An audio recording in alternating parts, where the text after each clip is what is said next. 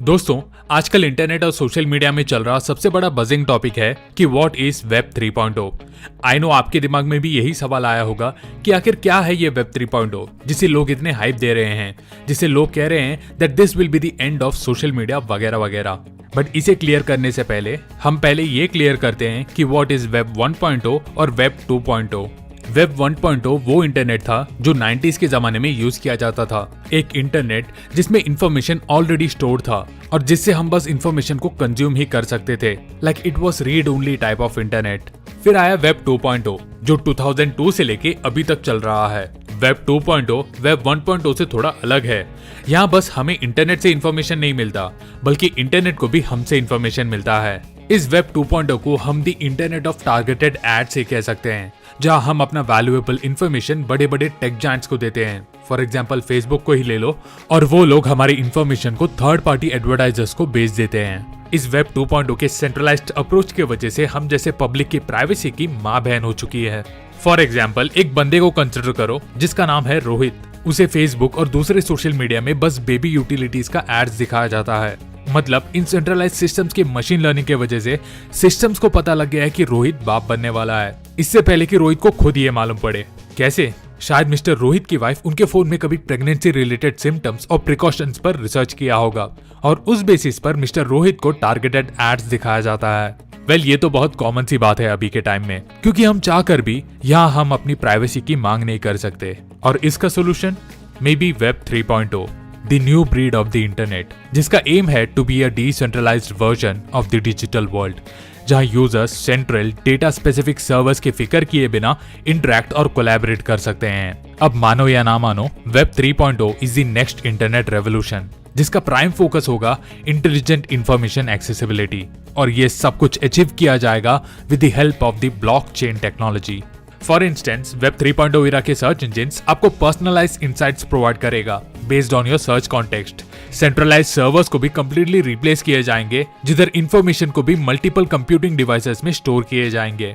Overall बताए तो ये एक पीयर टू पीयर इंटरनेट होगा विद नो सिंगल अथॉरिटी। ये वेब 3.0 का एम है to make the internet more open source, ताकि वो हैकिंग, लीक्स और सेंट्रलाइज्ड रिपोजिटरीज के ऊपर के डिपेंडेंसी को वो अवॉइड कर सके। सिंपली कहे तो web 3.0 is more like a system for the users, ideated by the users, जहां प्लेटफॉर्म में प्राइवेसी का कंट्रोल भी 100% यूजर्स के पास ही होगा। अब क्योंकि हम अपने नए साल की ओर कदम बढ़ा रहे हैं, ये वेब 3.0 का डिमांड भी थोड़ा बढ़ते जा रहा है, क्योंकि अभी के ज्यादातर इंटरनेट यूजर्स कंटिन्यूअसली फोकस कर रहे हैं to have a customised and personalised browsing experiences. चलो अब हम देखेंगे इस वेब 3.0 का बेनिफिट्स क्या क्या है।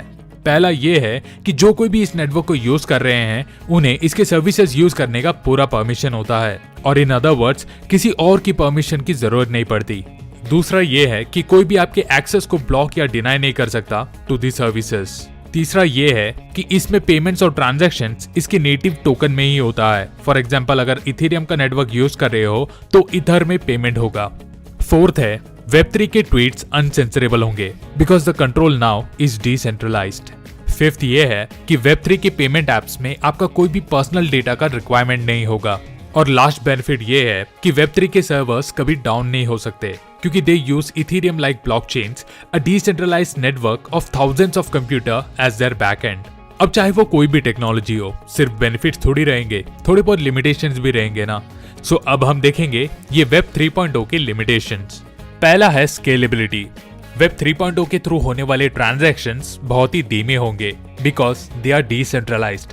पहले माइनर उसे प्रोसेस करेगा, फिर उस पेमेंट को नेटवर्क में फॉरवर्ड किया जाएगा, और इस प्रोसेस में थोड़ा टाइम लग सकता है। दूसरा है यूजर इंटरफेस। इन वेब 3 एप्लीकेशंस के साथ इंटरेक्ट करना एक बहुत बड़ा टास्क हो सकता है, जहां हमें कुछ एक्स्ट्रा स्टेप्स लेने की जरूरत पड़ सकती है, लाइक एक सॉफ्टवेयर को अडॉप्ट करना, उसके बारे में एजुकेटेड रहना एक्सेट्रा, और ये इसके मास एडॉप्शन के लिए एक बहुत बड़ा रुकावट बन सकता है। फोर्थ है accessibility. The lack of integration in modern web browsers इस वेब 3.0 को ज्यादातर यूजर्स के लिए इजीली एक्सेसिबल नहीं बनाता। इसका लास्ट लिमिटेशन है cost. Most successful D apps यानी डिसेंट्रलाइज्ड एप्स अपने कोड बहुत ही छोटे पोर्शंस में ही इन ब्लॉकचेन्स पर डालते हैं, as it is very expensive. So दोस्तों, this was some details on the upcoming web 3.0 era. I hope you are ready for what's to come. Internet और सोशल मीडिया का नक्शा ही बदलने वाला है। बट आपके लिए एक चीज कभी नहीं बदलने वाला, वो है टेक बाबा की तरफ से आपके लिए बनाया जाने वाला ऑसम कंटेंट्स। सो ऐसे ही क्यूरियस टॉपिक्स पर वीडियो देखने के लिए हमारे चैनल को सब्सक्राइब करें और बेल आइकन को प्रेस करें। So until next time with more such curious videos, bye from tech Baba.